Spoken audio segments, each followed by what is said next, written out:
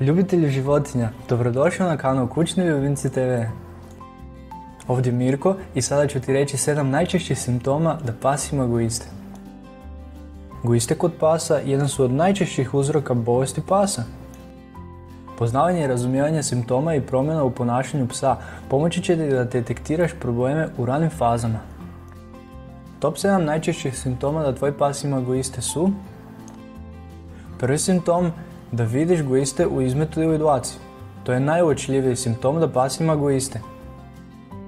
Drugi simptom, tvoj se pas prekomjerno češka. Treći simptom, dlaka tvog psa ne izgleda najbolje. Nije više sjajna i gusta kao prije.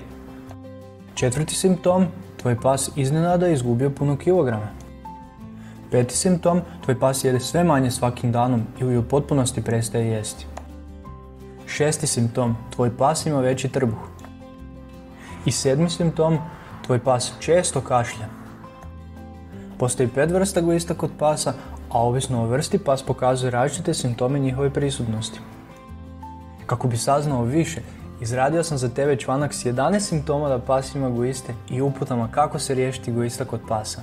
Link je u opisu videa. Ako ti je video bio koristan i dobar, klikni like i pretplati se kako ne bi propustio nove u budućnosti. Sačuvajmo naše kućne ljubimce zdravima i veselima. Lijep pozdrav!